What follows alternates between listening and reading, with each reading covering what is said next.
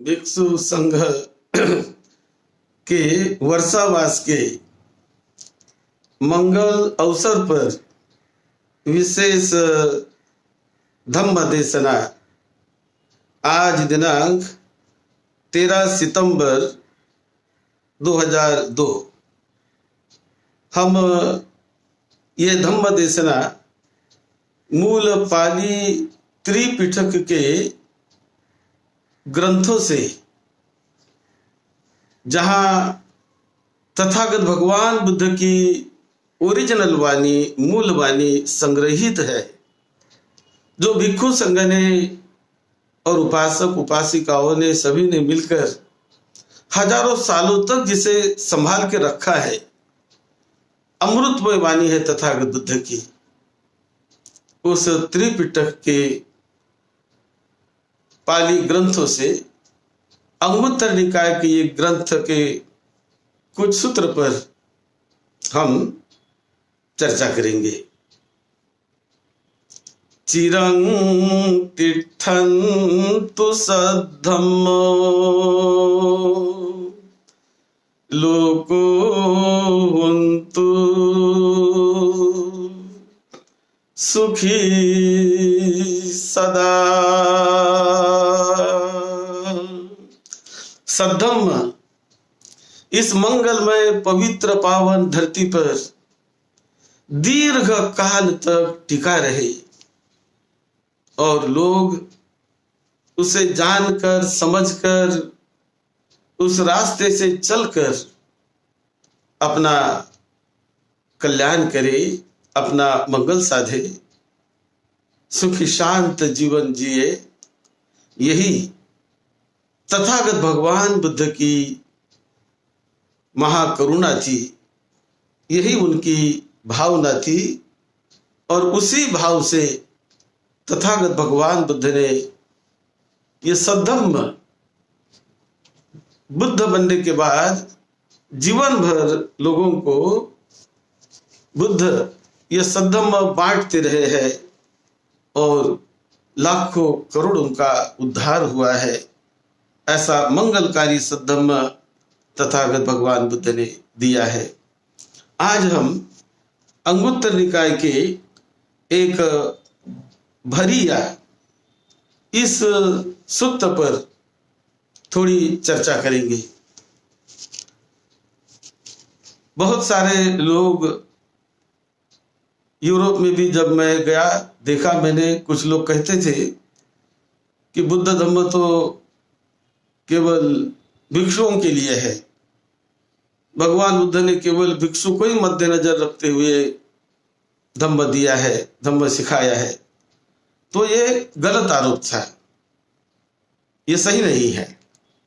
हाँ, तथागत बुद्ध ने भिक्षुओं को उद्देश्य करके जो कहा है, लेकिन ये धम्म भिक्षुओं के ही लिए नहीं, ये तो सारी मानवता के लिए है, सभी मानवों के उद्धार के लिए, उत्थान के लिए है।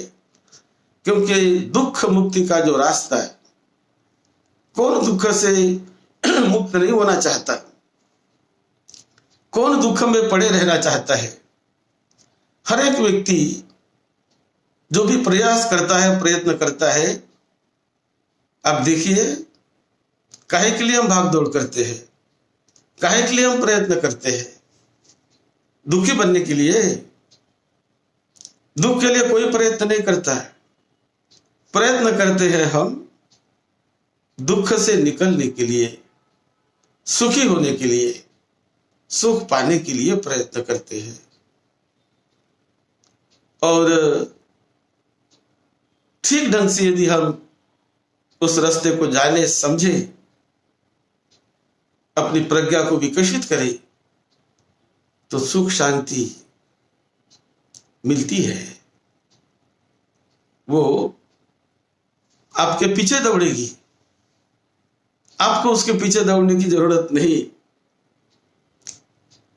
केवल समझना है, जानना है, समझ लेना है सद्धम्म को, समझ लेना है विश्व की वास्तविकता को, समझ लेना है जीवन की वास्तविकता को, समझ लेना है निसर्ग की वास्तविकता को। और जानकर समझकर प्रज्ञा से ज्ञान से यदि हम चलते हैं तो पल पल हर समय सुख, हर समय शांति है। इसीलिए तथागत बुद्ध ने वो जो रास्ता बताया दुख से मुक्ति का, और जहां दुख से मुक्ति है तो क्या है, वहां पर परम सुख है, परम आनंद है, परम शांति है। तो इसलिए बुद्ध की वाणी, बुद्ध की देशना ये आम जनता के लिए है, हर एक स्त्री पुरुष के लिए है, हर एक व्यक्ति के लिए है, जो व्यक्ति अपने जीवन में वास्तविक सुख शांति को बढ़ाना चाहता है, वास्तविक सुख शांति को पाना चाहता है, और जो व्यक्ति अपने जीवन में नाना प्रकार के दुख से, बेचैनी से, अशांति से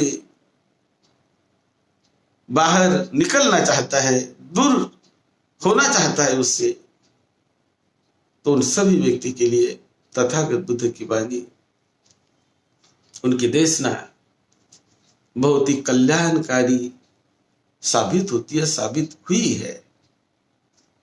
तो आज ऐसे एक सूत्र पर हम चर्चा करेंगे, भरिया सूत्र। ये तथागत भगवान बुद्ध श्रावस्ती में ही रहते थे, और ये सूत्र की शुरुआत, क्योंकि आप इतने भाग्यवान हैं कि हम जो प्रवचन दे रहे वो ओरिजिनल बुद्ध वाणी है, कि जो तथागत बुद्ध जिस पाली भाषा में सिखाते रहे, पाली भाषा में बोलते रहे, और जो त्रिपिटक हजारों सालों से पाली भाषा में भिक्खु संघ ने संभाल के रखा, जहां बुद्ध की मूल वाणी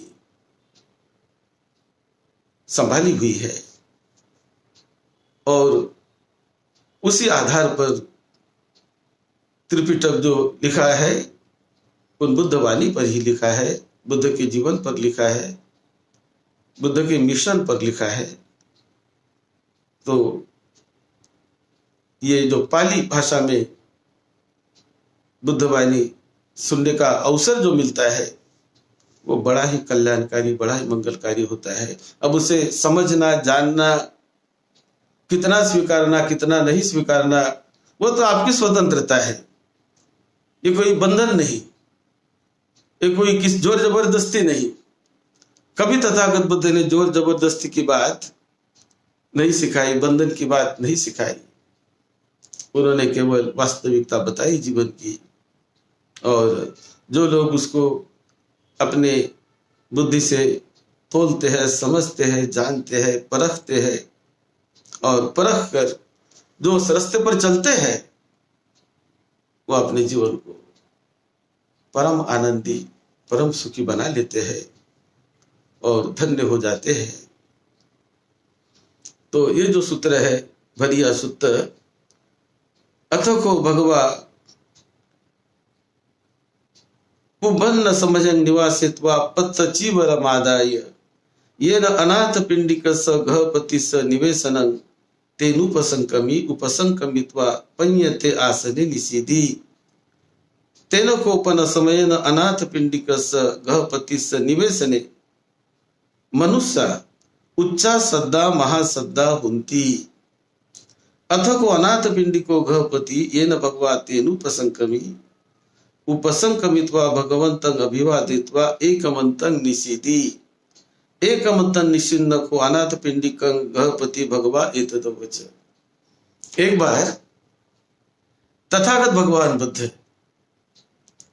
श्रावस्ती में अपने विहार से निकलकर अनाथ पिंडक के घर चले गए, और जब अनाथ पिंडक के घर गए, अनाथ पिंडक ने उनका स्वागत किया, बहुत आदर सम्मान से बैठने के लिए बुद्ध को आसन दिया, और बुद्ध वहां पर उनके यहाँ जाकर उचित आसन पर बैठ गए। और बैठने के बाद उन्होंने देखा कि अनाथ पिंडिक के घर में बड़े जोर जोर से ऊंचे शब्द लोगों के, मनुष्यों के शब्द जोर जोर से सुनाई दे रहे थे। तो बुद्ध तो बाहर बैठे थे और शब्द घर के भीतर कुछ तो भी जोर जोर से बोला जा रहा था। तो उच्चा सद्दा महासद्दा ऐसे जोर जोर से वो शब्द दिखाई दे रहे थे। तो ये शब्द जब जोर जोर से आने लगे तब अनाथ पिंडक थोड़े से दुखी हुए, कष्टी हुए और बुद्ध के पास जाकर बुद्ध को वंदन करके बुद्ध को बताने लगे। अब क्या बताया देखिए। किन्नुते गहपति निवेशने मनुष्य उच्चा सद्दा महासद्दा केवट्टा मज्जे मच्छ विलोपेति अयं बनते सुजाता घर सुन्ना अड्ढकुला आनीता सा नेव ससुंग आदियति न ससुरंग आदियति न सामिकंग आदियति भगवंतं पि न सक्करोति न गरु करोति न मानेति न पूजेति। तो अनाथ पिंडक ने अपने घर का जो प्रॉब्लम था, जो समस्या थी, वो बुद्ध को बताया।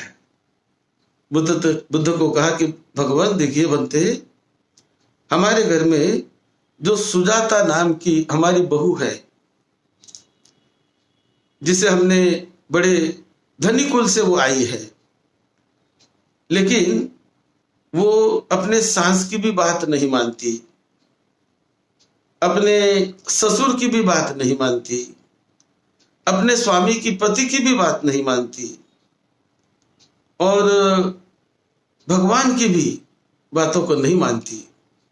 वो हमेशा अपने ही जैसा उसके मन में आता है उसी प्रकार वो हमेशा जोर जोर से बोलती रहती है, जोर जोर से जिससे उससे वो झगड़ा पिशाच करती रहती है, किसी की नहीं सुनती। और इस प्रकार वो सारे घर को, सारे घर के शांति को वो भंग कर देती है। जिसे हार्मनी कहते हैं, जिसे शांति कहते हैं, वो शांति तो घर में रहती ही नहीं उसकी वजह से। तो ऐसा उसका एक व्यवहार है, तो वो किसी को भी नहीं मानती। ऐसा तथागत बुद्ध को अनाथ पिंडिक ने बताया। अब अनाथ पिंडिक तो बहुत बड़ा उपासक, बहुत बड़ा दायक, जिन्होंने बहुत बड़ा विहार बनवाया, बहुत धम्म के लिए काम किया, लेकिन उनके घर में जो उनकी बहू थी, वो बहू उसे कुछ धम्म से लेना देना नहीं। इस प्रकार का उसका बर्ताव रहा उस समय। तब बुद्ध ने कहा, अथको भगवा सुजाता घर सुनना आमंतेसी, यही सुजाते एवं बनते थिको सुजाता घर सुनना भगवतो पटी सुत्वा ये न भगवा तेन उपसंकमित्वा भगवंतं अभिवादित्वा एकमंतं निषिधि। ऐसा जब अनाथ पिंडिक ने बताया तब भगवान बुद्ध तो घर में गए थे, उन्होंने सुजाता को बुला लिया। इसका नाम भी सुजाता था, तो उन्हें बुला लिया और भगवान ने बुलाने के बाद सुजाता आ गई और आकर वंदन करके एक बाजू में वो बैठ गई। अब ये बैठने के बाद तथागत बुद्ध उनको समझाते हैं। उन्होंने सुन रखा था कि वो कैसी है, क्या है, कैसा स्वभाव है। तो तथागत बुद्ध ने उनको बैठने के बाद उनको बताया, सुजाते सत्य को इमा सुजाते पुरुष भरी आयो कतमा सत्य। उन्होंने बुद्ध बता रहे कि देखो सुजाता, 7 प्रकार की पत्नियां होती है। कौन से 7 प्रकार की पत्नियां होती है? तो उन्होंने शॉर्ट में बताया, वधक समा, दूसरा चोरी समा, तीसरा अय्या समा, चौथा माता समा, पांचवा भगिनी समा भरिया, और 6 है सखी समा भरिया, 7 है दासी समा भरिया। सुजाता 7 प्रकार की पत्नियां होती है। तो कौन से 7 प्रकार की? तब बुद्ध ने उनको समझा के बताया कि इस प्रकार की 7 प्रकार की जो पत्नियां होती है। शॉर्ट में उन्होंने बताया कि कोई पत्नी ऐसी होती है कि जिसे चोरों की तरह वो रहती है कभी घर में। कोई पत्नी ऐसी होती है वो वधक के तरह रहती है, यानी वधक यानी वो कभी किसी की हत्या करने वाली, किसी को नुकसान पहुंचाने वाली, ऐसी भी कोई पत्नी होती है। तो बुद्ध उनको समझाते हैं, पदुट्ठ चित्ता अहितानुकंपी अयेषु रत्ता अति मय्यते पतिं धनेन कितस्स वधाय उत्सुका या एव रूपा पुरुषस्य भरिया वधा व भरियाति वा पहुंचती। जिसको वधक यानी वध करने वाली, हत्या करने वाली ऐसी जो पत्नी होती है कि वो प्रदुष्ट उनका मन होता है, हमेशा क्रोध, हमेशा दुष्टता उसके मन में, मैत्री नहीं, प्यार नहीं, और किसी की हित की बात वो नहीं करती, हमेशा अहित की बात करती है। जब भी देखो तब टेंशन पे, जब भी देखो तब वो प्रदुष्ट मन बनाए रखती है, हमेशा क्रोध उनके सर पर चढ़ा रहता है। तो ऐसी कुछ पत्नियां होती है। और वो पत्नियां जो उनके पति धन दौलत कमा के लाते हैं तो वो खर्चा करती है, खाती पीती है, उस पर सारा अपना जीवन उस पर ही संभालती है, क्योंकि उसके तो कोई कमाई नहीं होती कोई। उन दिनों की जो प्रथा थी, तो आज तो बहुत कुछ बदल गया है, लेकिन उन दिनों बहुत सारी जो महिलाएं वो घर में ही रहकर घर को संभालती थी। लेकिन घर में रहकर घर को संभालना भी ये बहुत बड़ा अच्छा काम है। सारे घर को मंगलमय बनाना, नंदनमय बनाना, ये पत्नियों के हाथ में होता है। घर की जो प्रमुख स्त्री होती है उनके हाथ में होता है। लेकिन कुछ स्त्री जो क्रोध में डूबी होती है, प्रदुष्ट चित्त की है और शांति की बात कभी नहीं करती, तो ऐसे पत्नी को कहते हैं वधक भरिया। यानी वो पत्नी तो है उसके साथ, लेकिन वो वधक के रूप में उसके साथ रहती है, उन्हें शांति से जीने नहीं देती। तो ऐसी एक प्रकार की पत्नी होती है। फिर दूसरे प्रकार की पत्नी जिसे कहते हैं चोरो समान, चोरी समान। तो चोरी समान यानी वो ऐसी स्त्री होती है, यंग इथिया विदंती सामी को धनं सिपं वन्य जंचंग कसिंग अधिठहं अपम्पि तस्य अपाहुत मिच्छति या एव रूपा पुरुषस्य भरिया चोरी वा भरियाति पहुंचती। कि जो दूसरी प्रकार की पत्नी होती है, तो वो पति ने जो कुछ कमा के लाया, वो मेहनत करता है, खेत में जाकर मेहनत करता है, बाहर मेहनत करता है, कोई व्यापार करता है, व्यापार धंधा करता है, जहां वहां से उसको पैसा मिल सके परिवार चलाने के लिए, तो उसके लिए वो जहां वहां से पैसा लाता है। और ये तो कोई लाती नहीं, लेकिन वो जहां वहां से पैसा लाता है और वो पैसा लाने के बाद ये उस पैसे का वो अपने ढंग से उसका उपयोग करती है और अपने ढंग का उपयोग करके उस पैसों से लोगों को शांति मिलनी चाहिए ऐसा विशेष नहीं करती, लेकिन वो पैसे को कभी कभी दबाए रखती है और कभी ठीक से खर्चा नहीं करती है। और इस प्रकार वो पति ने जो पैसा दिया है वो पैसों को कभी उसको ठीक से देती भी नहीं, तो इसे कहते हैं चोरी समा भरिया, ये चोर जैसी पत्नी है। फिर तीसरी जो पत्नी है अय्य समा,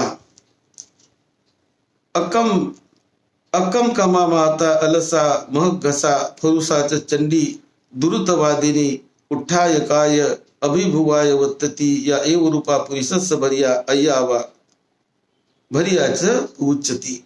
जो तीसरे प्रकार की है वो तो उसके मन में कोई किसी के प्रति मैत्री नहीं, प्रेम नहीं, बहुत आलसी होती है। जहां जब चाहे जब आलस, जब चाहे जब आराम करना, और बड़ी कड़ी बोलने वाली, फरुसा वाचा, और कभी झूठी भी बोलने वाली।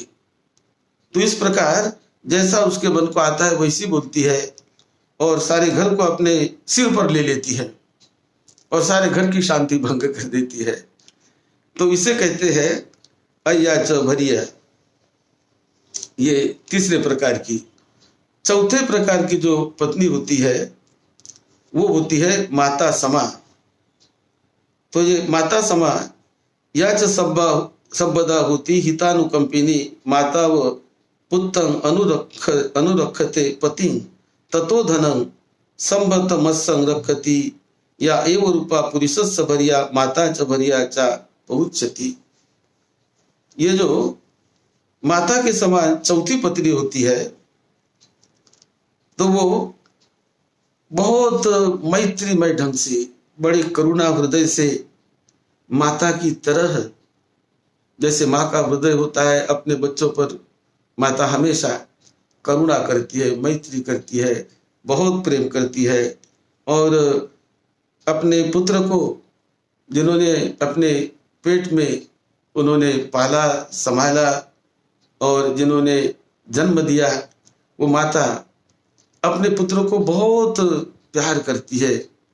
तो इसी प्रकार ये जो चौथी पत्नी होती है वो अपने पति को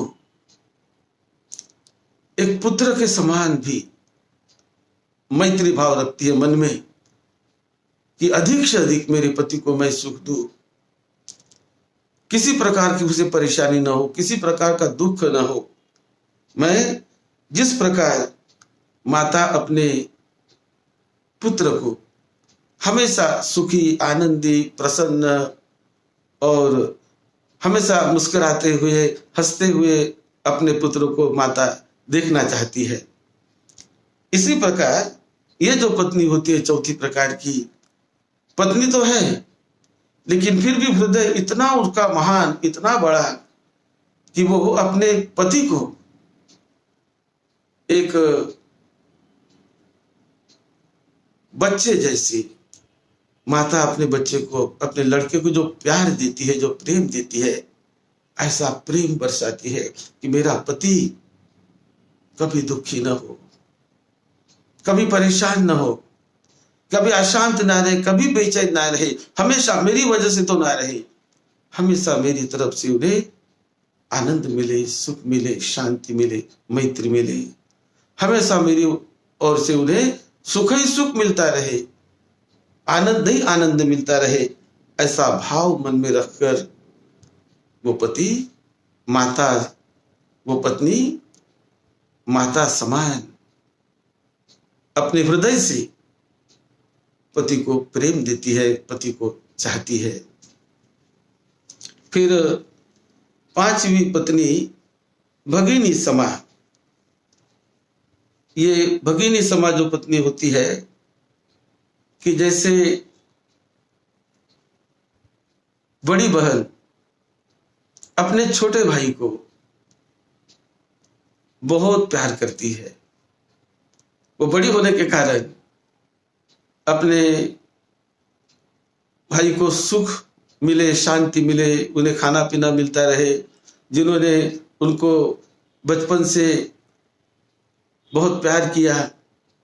तो बड़ी बहन जब छोटे भाई को जैसा प्यार करती है तो उसी प्रकार एक पत्नी ऐसी होती है कि मेरे पति को मैं भाई जैसा मैं प्यार दूं, मेरा भाई दुखी ना बने, मेरा भाई भूखा ना सोए, मेरे भाई को दुख न हो, कष्ट न हो, ऐसी बड़ी बहन जब अपने भाई के बारे में सोचती है, तो इसी प्रकार ये जो पत्नी होती है उसे कहते हैं भगिनी समा पत्नी। फिर छठी पत्नी होती है, उसे कहते हैं सखी समा पत्नी। सखी यानी मित्र जैसी, कि जैसे मित्र को एक दूसरे से मिलने के बाद जो आनंद आता है, बड़े प्यार से मित्र एक दूसरे से मिलते हैं। जो कल्याणकारी मित्र होते हैं, वो कल्याणकारी मित्र एक दूसरे को सुख देना चाहते हैं, एक दूसरे के हित की, सुख की बात करते हैं, कभी किसी को परेशान नहीं देखते। यदि मित्र दिक्कत में हो, परेशानी में हो, कष्ट में हो, तो मित्र मित्र को मदद करते हैं, उसे तो मित्रता कहते हैं ना। तो ये जो छठी पत्नी होती है वो सखी समान, यानी सहेली के समान, जैसे वो पत्नी की कोई सहेली होती है। कभी कोई क्लासमेट है किसी की, तो कभी एक ही मोहल्ले में रहने वाली दो लड़कियां, एक गांव में कभी रहने वाली दो लड़कियां, जो एक दूसरे की बड़ी मैत्रीण होती है, जिसे सखी कहते हैं। तो ये एक दूसरे के हित सुख की बात करती है और मिलजुल कर रहती है। कभी मनमुटाव हो भी गया तो मनमुटाव को वो प्रेम से, मैत्री से मिटा देकर और भी मैत्री से रहती है, क्योंकि उसे तो मैत्री कहते हैं। तो ये सखी समा, कि जैसे कोई स्त्री, कोई महिला अपने सखी के साथ, अपने मैत्रीण के साथ जिस हृदय से रहती है, जिस व्यवहार से रहती है, ऐसी ही ये छठी पत्नी अपने पति से वो हृदय बनाए रखती है। पत्नी तो है उसकी, लेकिन हृदय बनाए रखती है कि जैसे मैत्री की तरह, मित्र की तरह हम दोनों रहे। तो ये होती है छठी पत्नी।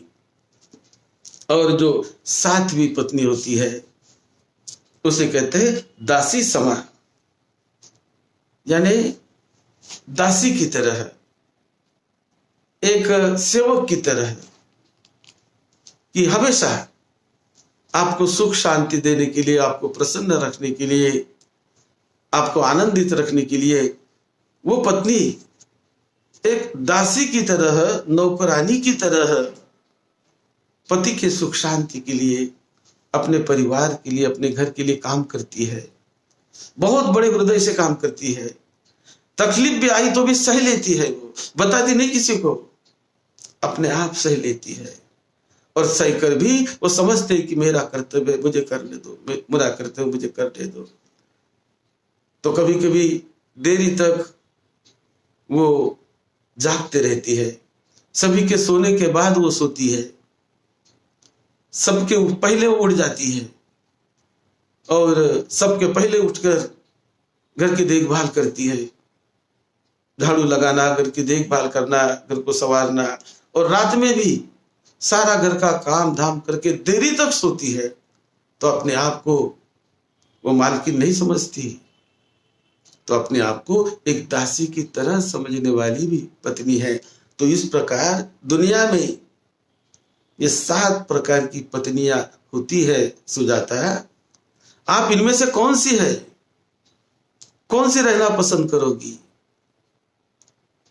ये सारा सुनने के बाद ये सुजाता इतनी शांत हो गई, इतना उनको ये ज्ञान मिला, और बुद्ध को वंदन करके बोलने लगी कि भगवान, मैं तो ये जानती नहीं थी, मुझे पता नहीं था, मैं ऐसे घर में पली कि जहां अधिकार जताना मैंने देखा, लेकिन आज भगवान आपने मेरी आंखें खोल दी। और ये जो पहली 3-4 प्रकार की पत्नी होती है, वधक पत्नी और चोरी समान पत्नी, और ऐसी की बड़ी दुर्गति होती है बाद में। लेकिन जो आखिरी 3-4 प्रकार की जो पत्नी होती है, जैसे भगिनी समान, सखी समान पत्नी, माता समान पत्नी और दासी समान पत्नी ऐसी जो होती है, तो यहाँ भी बड़ा सुख शांति वो घर में निर्माण करती है। उसकी वजह से सारा घर बड़ा प्रसन्न, बड़ा आनंदी, बड़ा सुखी होता है। घर की हमेशा घर का विकास होते रहता है, धन दौलत बढ़ते रहती है, ऐश वैभव बढ़ते रहता है और मृत्यु परांत वो बहुत अच्छे लोक में उनका जन्म होता है। बड़ी अच्छी सदगति होती है। कभी मनोमयी काया देवता के रूप में भी वो जन्म लेती है, क्योंकि उनके व्यवहार के कारण, उनके चित्त के उस संस्कार के कारण, उस संस्कारों के कारण। तो इस प्रकार तथागत बुद्ध ने उस सुजाता को समझाया, और जो सुजाता किसी की सुनती नहीं थी आज ऐसी बदल गई। और सुजाता ने वंदन किया कि भगवान, आज से मैं दासी समान पत्नी रहूंगी, दासी समान मैं अपने आप को ढालने का प्रयास करूंगी भगवान। ऐसा बुद्ध को उसने वचन दिया, बुद्ध को वंदन किया। और परिवार के भी लोग बैठे थे, इतना सुखी शांत उनका परिवार ये बुद्ध के देशना से, बुद्ध के वाणी से बन गया। जो घर में अशांति थी, हमेशा झगड़ा पेशाद, हमेशा जोर जोर से एक दूसरों पर चिल्लाना झल्लाना, वो बंद हो गया। तो ये केवल पत्नी के लिए नहीं, पति ने भी ऐसे ही व्यवहार करना चाहिए कि जो अपने पत्नी को हमेशा सुखी बनाने का प्रयास करे, हमेशा उन्हें मित्र की तरह समझे। और आज तो हम देखते हैं, आज का जो समय है, इस सही में आज के समय में पति पत्नी को, उस समय तो उतना अधिकार नहीं था पत्नी को, वो तो 2000 500 600 साल पहले का समय था।